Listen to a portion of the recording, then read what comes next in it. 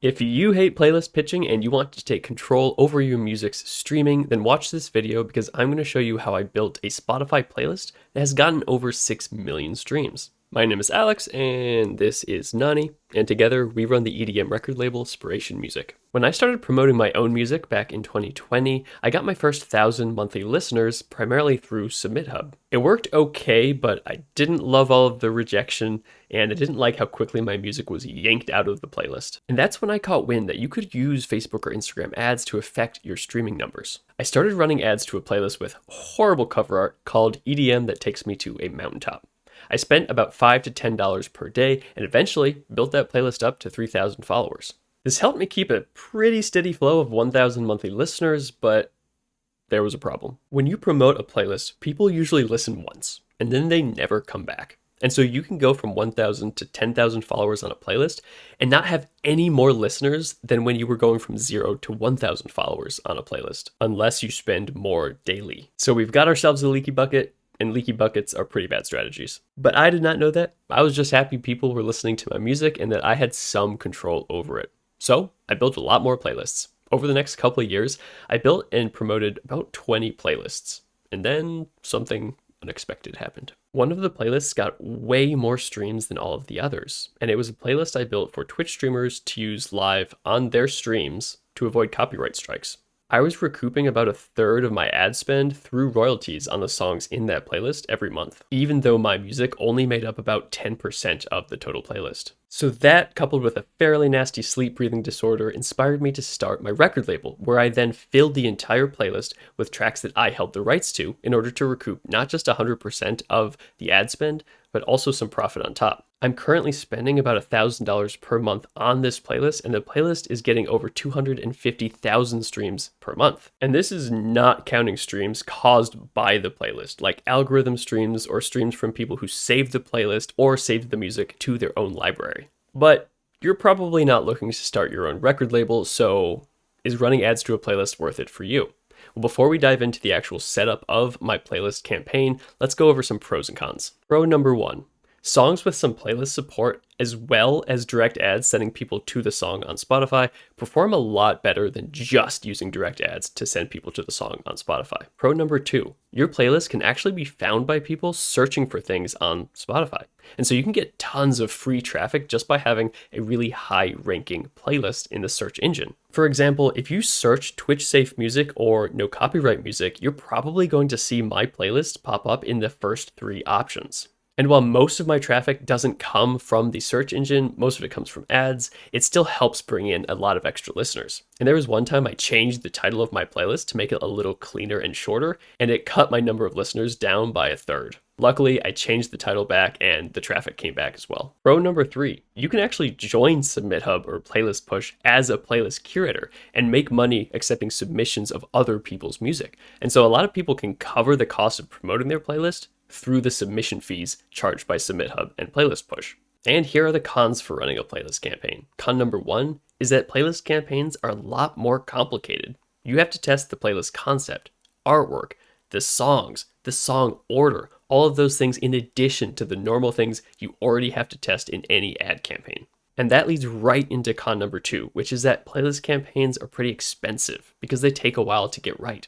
As I said before, I did 20 or so playlists before I actually found one that did well. And con number 3, in a playlist campaign, you're typically always going to be running the ads. If you run a campaign for an individual song and it triggers the algorithm and the song does great, you can stop the ads and still get tons of streams. But with a playlist campaign, the playlist growth stops when the ads stop, in most cases, unless you get crazy good search engine growth, which is very unlikely, but possible. All of those things are super important to take into account, but if you want a simple answer from yours truly, if you're new to ads, start with song ads. Move to a playlist when you're comfortable. If you've been doing song ads for a while, choose your best performing song, put that into a playlist ad, and see if you can get some good growth. Now let's go ahead and hop into the ads manager and show you all of my secrets. Let's start with a little sticker shock, shall we?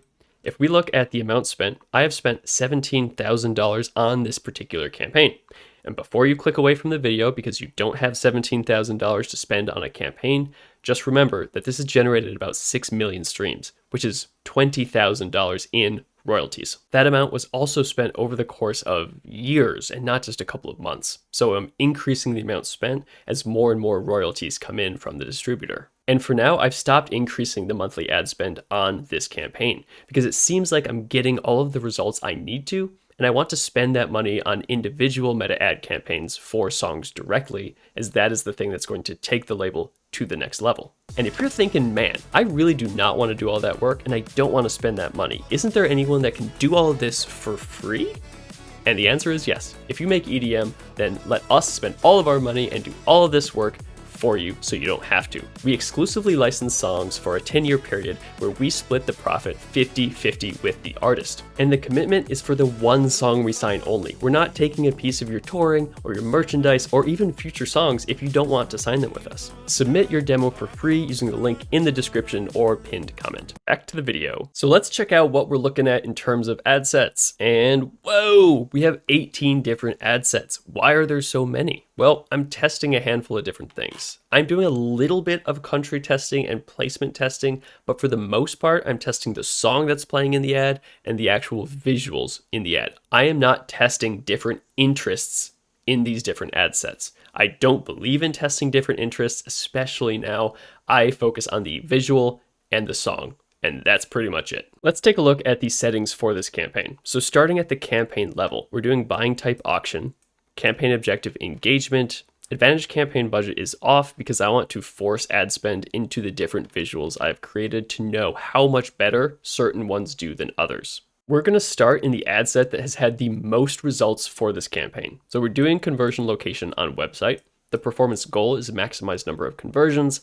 I'm just using the same pixel I use for all of my other promotions, and I'm using the Hyped It Smart Link Click event. I'm doing standard attribution. I'm not using dynamic creative. And right now this actual ad is off, and that's because it started to go higher in cost. So currently it's not even running. The audience for this ad is tier 1 and tier 2 countries, which I will link in a spreadsheet in the description of this video. The age is 18 to 45, all genders, and the targeting is Spotify, narrowed by Twitch, narrowed by electronic dance music. So very simple. The placements I'm using in this ad set are Instagram only. So I was doing Instagram feed, Instagram profile feed, Instagram Explore. I did have Instagram Explore Home on here, and that's because it was before I knew what it was. This one isn't effective. It shouldn't hurt your campaign to have it in there, but I don't use it anymore. I also did Instagram Stories, Instagram Reels, and here Instagram search results is on. This one also I usually don't do, but every once in a while it will turn on. I won't notice it, and it doesn't cause the campaign to perform poorly, but I still don't use it in new campaigns. Here we are on the actual ad level. I'm just using my labels pages to show the ad. The ad type is single image or video. The destination is a Hyped It landing page. So for this particular ad, we're doing Spotify, Apple Music, and YouTube Music, and I've set up the playlist on all of these different services. If I click the Spotify link, it takes me to Spotify to this playlist. We can watch the video right here. I'm alone in this fight, trying to make things right, but I don't know which way is right, 'cause you won't say what's on your mind. Tell me what you need if this is what you want, what you want. So what are the important things about this ad? I'll point out a few. The first is that the very first frame of this video shows people what the ad is about. It's about Twitch safe music. And so if people are worried about a DMCA or a copyright strike, this is something that will probably stand out to them. The next thing they hear is the song itself. So I chose this song based on the songs that have performed best for individual song campaigns in the past. So this is one of the best performing songs on my label, so it made sense to use it for the playlist ad. And it always blows my mind how people don't think that the actual song playing in their ad for music is going to make that big of a difference in the performance of their ad. And it makes all of the difference. Let's keep looking at the ad setup on Meta Ads Manager. We've got the text. So there's a lot of different text here, and a lot of this text is super long. I was experimenting with doing super long text and super short text, and typically the text that worked the best was need music for Twitch streaming, check out this playlist. So the simple stuff, but it's good to fill up all of your primary text options so that you can test them all out. I don't use a headline, and I also don't use a description. The call to action is listen now, and for these ads, a lot of these creative enhancements were turned on. These are kind of just up to your personal preference, but I don't really see any difference in results using them or not using them so far. While we're here, we might as well look at one of the other ads that I used. Now you'll notice all of these ads are fairly similar, and so we don't need to go through every single one. I just want you to see what I keep the same and what I change about each ad.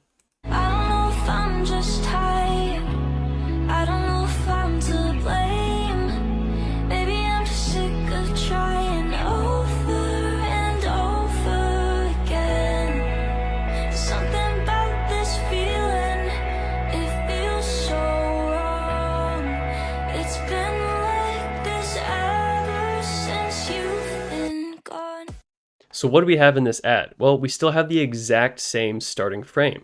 Twitch safe music, that's what this ad is about. We've got a different song playing, and we have a different environment. Now, this is a Minecraft video, and that's because a lot of Twitch streamers play Minecraft on their Twitch streams, and even if they don't, they'll recognize the game, and this is for a mainly gaming audience, so it makes sense to be using these visuals. In the other ads, I essentially use the same template, so it's the same first frame, very similar call to action, but I just have a different environment and a different song playing. And I use the best performing songs on the label as the songs in the ads for this playlist. Anytime I get a new song that performs super well, I try it out as an ad for the playlist. The more money you spend and the longer you spend on certain ads, those ads will start to lose their effectiveness, and that's because people have seen them too much. So in order to keep things fresh, you've got to switch out the creatives. And in many cases, you can keep the same general creative vibe while just changing some specific details like the environment or the song in the ad. I hope this video was helpful. Thanks for sticking around to the end, and I'll see you in the next one.